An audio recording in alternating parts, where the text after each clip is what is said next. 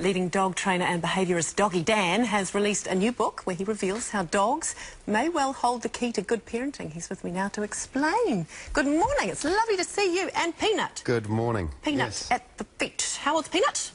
She's 8 years old. Okay, and you've got a couple of kids as well, so you're well set up to be talking about parenting and dog training because you've got the works. I think so. Yes. It says on the back of the book, it says, do you want a calm, peaceful household? Would you like your children to grow up well balanced? The resounding answer to that is yes, I would, and I'd like you to tell me how. Do you answer those questions in the book? Absolutely. I mean, the book touches on a lot of different topics. They're all very important topics, and I guess two of the topics which apply to both dog training and children. I guess the first one would be sort of along the lines of you have to be the parent first before you become the friend. Yeah, very cool. And I mean, you've obviously had dogs a lot longer than you've had children. That's right. When did it become apparent, though, that you could learn from the dogs? Well, I mean, probably from day one I was thinking, you know, there's similarities here, but really, you know, even though you tell everybody this is the same as raising children, isn't it? And a lot of people say, yeah. It's only when you actually have the children, I guess, that you start going, yes.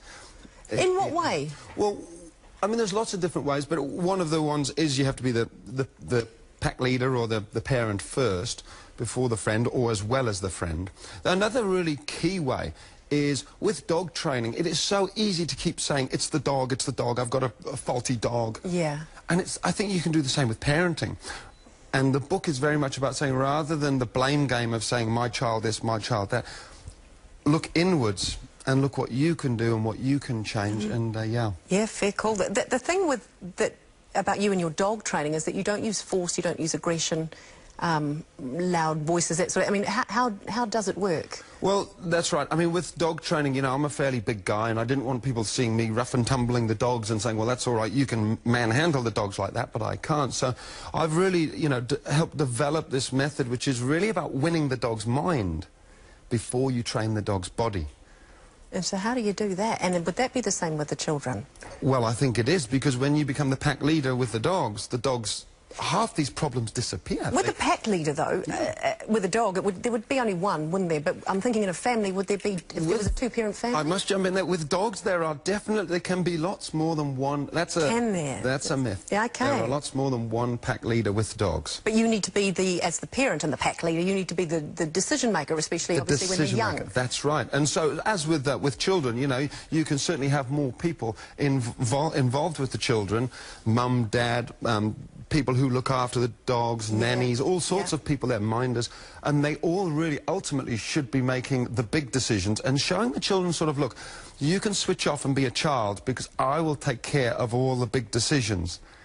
But there comes a time, I would imagine, I don't know what age, where that starts to shift a little. That's right. And the children want to take ownership of that. And that's the difference. I mean, there's huge differences. Dogs have got 4 legs, children have got 2, and one of the other more subtle differences is, yes, with children, you're slowly giving them the decision-making process. As my dad always said, at 21 years old, they make all the decisions and you can let them go. Absolutely. But even with Peanut now, I am still making all the decisions. I decide where she... And she will always be happy with that.